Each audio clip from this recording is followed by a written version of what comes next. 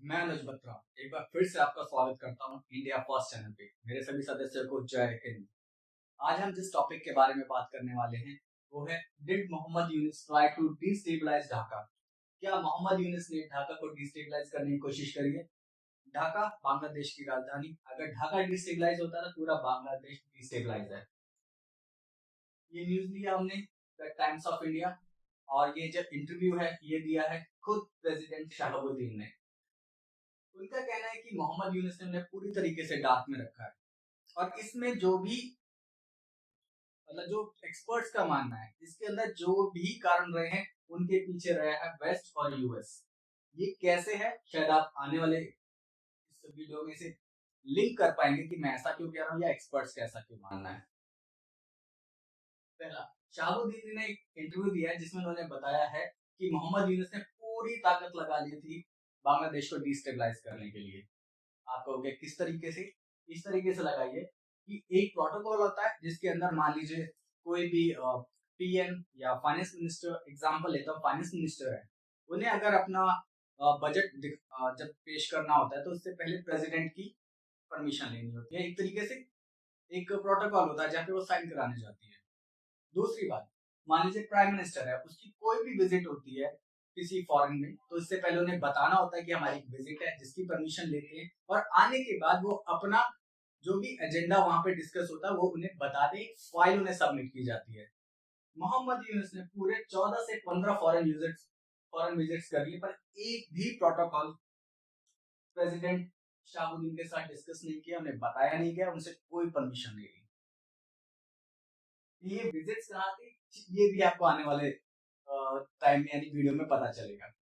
चलिए आगे बात करते हैं। ट्राई टू रिमूव प्रेसिडेंट, यहाँ तक कि उन्होंने हर तरीके से कॉन्स्पिरेसी से या फिर दंगाइयों से बिल्कुल उन्हें हटाने की कोशिश करी। एक टाइम था जब दंगाई उनके घर तक, प्रेसिडेंट के घर तक पहुंच गए और उन्हें हटाने की पूरी कोशिश की जा रही थी। उस टाइम में तीनों विंग्स के कमांडर्स आ गए कि आप सुप्रीम कमांडर हो, अगर आप डिफीट हो जाते तो मतलब पूरे बांग्लादेश की हार है इसमें। उन्होंने उसे सेव किया और एक सुरक्षित जगह पे पहुंचा दिया। बात यही खत्म नहीं हुई, उसके बाद उन्होंने कहा कि आप रिजाइन कर दो। तो प्रेसिडेंट शाहबुद्दीन ने बोला कि रिजाइन करने के पीछे कोई कारण तो होना चाहिए, या तो मैंने कुछ ऐसा काम किया जो अगेंस्ट बांग्लादेश पॉलिसी हो, या फिर मैंने आपके अगेंस्ट कोई ऐसा काम किया हो जो आपको लग रहा हो कि गलत है। दोनों कारण नहीं है। खैर वो नहीं हटे। और दूसरी बात, प्रेसिडेंट शहाबुद्दीन जब से प्रेसिडेंट है, जब से शेख हसीना सत्ता में थी, लास्ट बात, वो ऐसा चाहते क्यों थे? एक अभी आपने देखा होगा कि इलेक्शंस हुए जहाँ पे बीएनपी जीती है, और वहां पे दो तरह के इलेक्शन हुए हैं। दो बैलेट पेपर थे। एक पे ये स्टैंप लग रही थी कि कौन सी पार्टी को आप वोट देना चाहते हैं, और दूसरी जगह पे ये स्टैंप लग रही थी क्या पीएम की पावर्स को कम करके प्रेसिडेंट की पावर्स को बढ़ा दिया जाए। जैसे यूएस में प्रेसिडेंट की पावर ज्यादा होती है और इंडिया में पीएम की, तो वो चाहते हैं कि यूएस की तरह सारी पावर प्रेसिडेंट के हाथ में होनी चाहिए। और प्रेसिडेंट बनना कौन चाहता था? मोहम्मद यूनिस। यानी कि चिट भी मेरी पट भी मेरी। जब तक मैं यहाँ पे वो यहाँ पे जो सत्ता संभाल रहे थे वो कोई पीएम नहीं थे, वो एक सलाहकार थे। और यहाँ पे अब वो इस सलाहकार की नीति से निकल के बनना चाहते थे प्रेसिडेंट। ओके। अब दूसरी बात, अब आप इस चीजों सारी चीजों को इस सेक्टर में लिंक कर पाएंगे। Why Sheikh Hasina was removed, Sheikh Hasina को हटाया क्यों गया?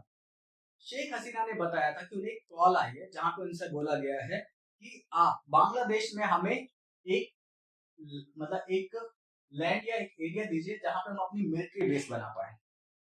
दूसरा, उन्हें ये बोला गया, उनको बताया गया, डिस्कस किया गया कि हम लोग चाहते हैं कि आपके एशिया में भी हमारी एक क्रिश्चियन कंट्री होनी चाहिए। मैंने बोला था ना कि यहाँ से वेस्ट से स्टार्ट हो रहा है, अब वो यहाँ से आके लिंक हो जाएगा। एक क्रिश्चियन कंट्री, मिलिट्री बेस चाहिए। क्यों चाहिए? क्योंकि वो कंट्रोल करना चाहता है इंडिया को, चाइना को, रशिया को। और इसमें कमी हमारी है। अगर आज भी रशिया, चाइना और इंडिया मिल जाए तो यूएस और वेस्ट उनके आगे कुछ भी नहीं है, लेकिन आपस की लड़ाई फूट ही खत्म नहीं होती। और उनके लिए ऐसे छोटे छोटे प्यादे बांग्लादेश जैसे जिनके अपनी कोई भी साथ नहीं है, लेकिन वो इनके मोहरे बन करके पूरा डिस्टेबलाइजेशन करते हैं एशिया में। देखिए, ये हम डिस्कस कर चुके हैं, हम लोग ये डिस्कस कर चुके हैं।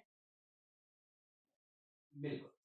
अब इसको भी हम अगर लिंक करना चाहे तो यहाँ पे देखिए, मोहम्मद यूनुस के action, dispute with Bharat, dispute के साथ भारत के साथ सारे डिस्प्यूट किए गए पानी को लेकर के।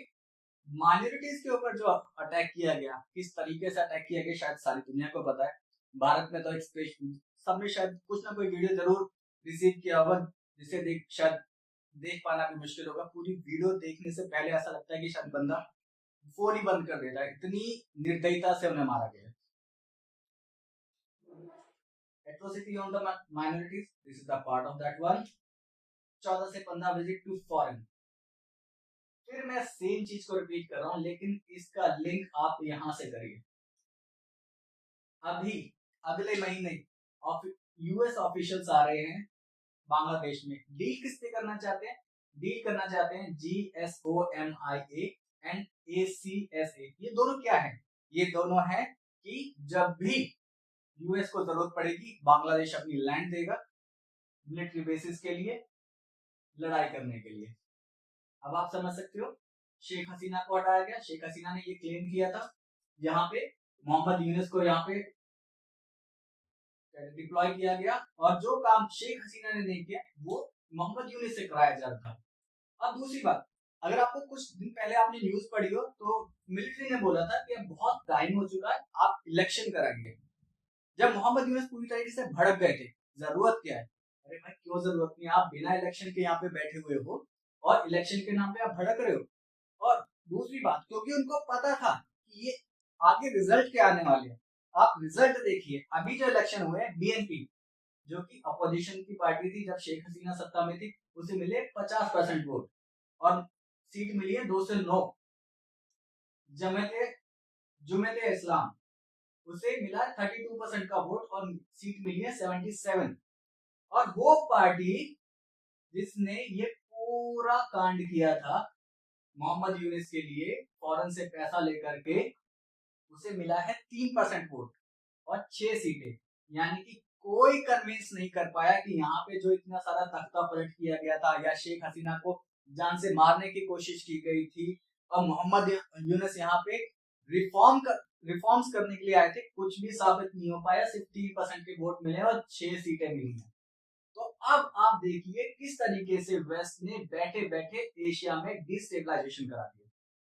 और उनकी जो जरूरत थी, या जरूरत कहो या महत्वाकांक्षा थी कि हमें एक मिलिट्री बेस चाहिए ताकि हम चाइना, रशिया और यूएस के ऊपर अपना पूरा कंट्रोल रख सके, वो अब ये देखने वाली बात होगी कि अभी BNP में जो नेता यहाँ के प्राइम मिनिस्टर बने वो किस तरह का रिएक्शन देते हैं। क्या वो इसका साथ देते हैं या फिर एशिया में रह करके चाइना, इंडिया और रशिया के साथ मिल करके अपने देश को आगे प्रॉस्पेरिटी की तरफ बढ़ाते हैं। क्या ये थी पूरी न्यूज। सेम क्वेश्चन, बताइए कुछ ऐसा जो मैंने मिस कर दिया हो या हमें ऐड करना चाहिए था। अब अपनी राय कमेंट बॉक्स में जरूर बताइएगा और ये भी बताइएगा कि क्या हमें इम्प्रूव करना चाहिए। आज के लिए जय हिंद दोस्तों।